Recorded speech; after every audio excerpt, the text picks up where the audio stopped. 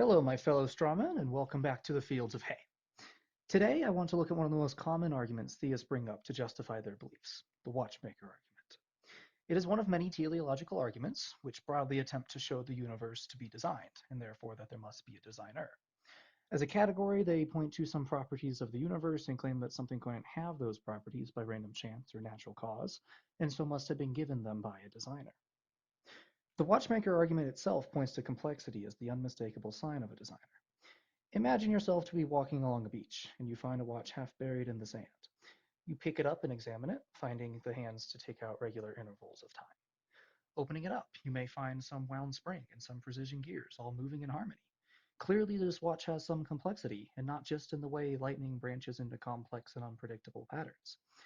If a bolt of lightning had a small change made to it, say it split differently, it would still end up functioning as an incredibly hot and loud and beautiful event. There is nothing unlikely in its complexity. On the other hand, if a small change were made to a watch, say its face were bent or a gear missing a tooth or any of 1,000 other tiny problems, it would cease to function as a timepiece. The difference is that the components of a watch must take on one of a few very unlikely forms in order to be functional. It is not just complex, but functionally specific. If you took the atoms of a watch, there are vanishingly few ways to arrange them to make a timepiece, and so the fact that it functions in such a specialized manner begs an explanation. But if this explanation were some natural force with no intentionality behind it, then we would expect that it must spew out countless non-functional watches, and many that almost work, for any one that does. Where are all of they? To find a watch by itself, fully functional, would seem to imply that the only rational explanation is that someone designed this watch and formed it intentionally. And indeed, from common experience, we can confirm this to be the case. I can even put it in terms of entropy. The system that makes up the watch could be in many different states. Of those states, a vanishingly small number would have the property of working properly to keep time. From the second law of thermodynamics, you would not expect a closed system to reach such an ordered end state, and so there must be some input to that system. Were that input unintentional, then we would expect whatever mechanism is pumping out watches to also be spewing malformed and half-formed and inconsistently ticking watches. We see none of those, and so the input must have had intentionality behind it.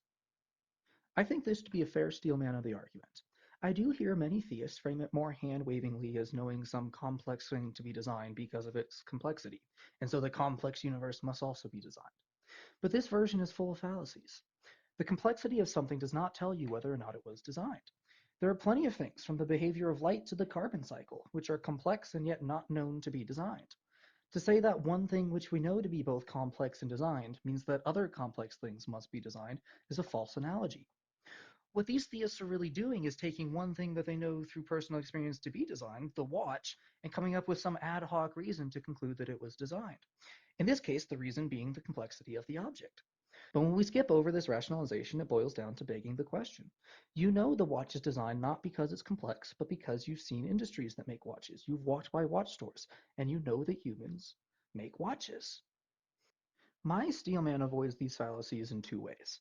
First, I do not use the ad hoc reason of complexity, but specialized functionality, which would seem to require breaking the second law of thermodynamics. Quite a big no-no.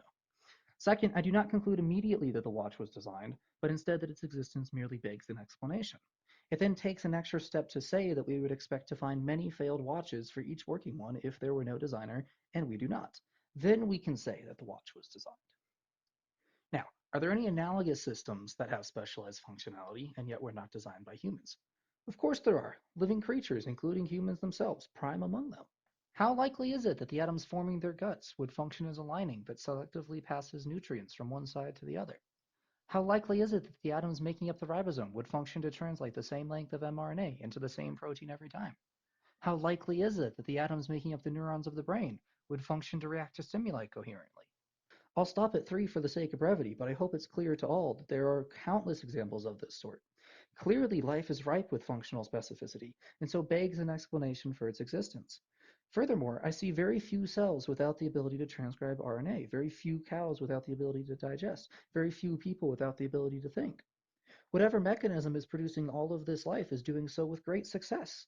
And analogously to the lack of half-formed watches, it would seem to imply that the mechanism is doing so with intent. Therefore, there must be a designer.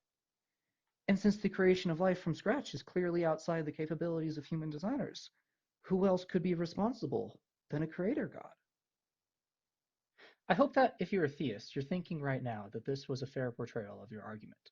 Maybe you even learned something and can walk away with a stronger indicator of design than mere complexity. The truth is, when I was growing up as a believer, this argument was one of my favorites, and what I have stated here is what I had in mind as justification. But I do not find it as sufficient justification anymore, and if you want to leave this video with your beliefs intact, you may want to click off now.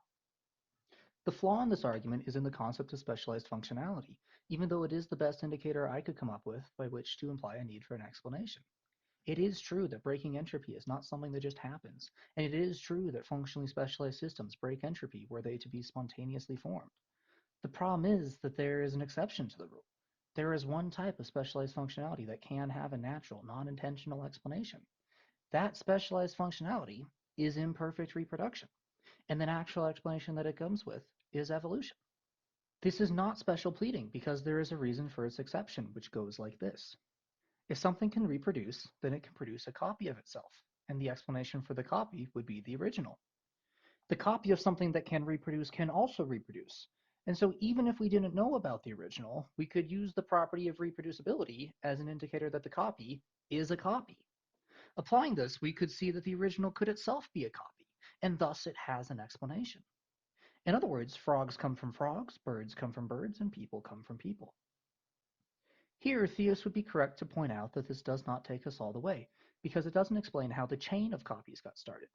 Where did the first frog come from, so to speak? To get there, we must consider a dichotomy.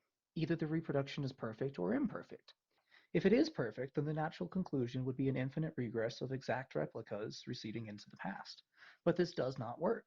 Continuing with the watch example and imagining some hypothetical in which watches can reproduce, this would be impossible in our universe, given the temperatures of the Big Bang would have melted any watches. And besides, there was a distinct lack of the metals that could go into watches in the first place. Similarly, knowing that frogs come from frogs isn't a sufficient answer when frogs couldn't have been around 13.8 billion years ago. Hell, they couldn't have been around 5 billion or even 1 billion years ago. There must still be a starting point in this chain. And what's more functionally complex than a thinking, breathing, metabolizing thing that can also reproduce itself to perfection? No natural explanation could exist for the sudden start of a chain of frogs. On the other hand, the theist can easily say that the chain itself was designed by God. So I agree with the theist. The property of perfect reproduction is not an exception to the rule of specialized functionality, and a chain of things with this property would still be best explained by a designer. However, when we look at nature, we see living creatures that mutate with each new generation. Their reproduction is imperfect, and it is here our solution lies. If something reproduces imperfectly, then it would seem at first that entropy is stacked against reproduction with improvement.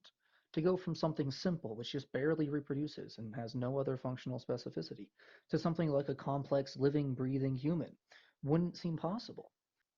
But in the cases of life that this situation is generally applied to, creatures do not live as individuals, but as populations. Instead of a single lineage prone to genetic decay, the population explores new mutations in parallel, as many individuals are born each generation, and only those who are relatively the most adept in their environment seed the next generation. With a large enough population, it is nearly certain that this will lead to fitter populations over time, with various populations splitting off from each other and finding their own way in their own niche. This mechanism, if you go and read any of the literature on evolution, is entirely capable of explaining both the variation of and the functional specialization of modern life. Humans are one of many branches of apes, which are one of many branches of primates, which are one of many branches of mammals, which are one of many branches of animals, which are one of many branches of eukaryotes. At each step of change along the path, functional specialization can be added, lost, exapted, or gradually tuned to the environment. Evolution can explain every one of these steps, can explain all of the variation of functional specialization that we find amongst living creatures, except one. What must have been the first one, the function of imperfect reproduction itself. A system that starts with some other function could not naturally have the ability to replicate, but a system that already replicates can add new functions through the process of evolution, so reproduction must have come first.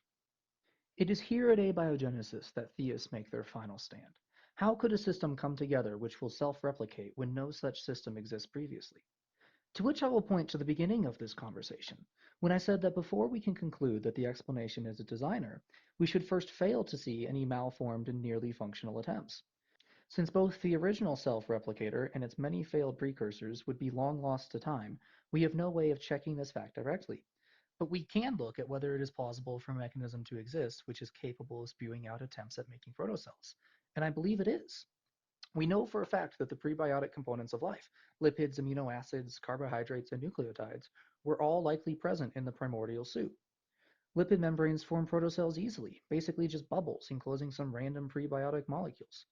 Importantly, for the second law of thermodynamics, the soup was not a closed system. There was energy input from both chemical compounds and the sun. Perhaps even more importantly, the sun would rise and set, driving cycles of hot and cold, light and dark, and less directly through the weather, wet and dry. This would prevent the system from stagnating in some equilibrium. With an energy input in a periodically shifting equilibrium, the soup would constantly be forming and reforming bits of structures, most of which do nothing, but some of which would do something.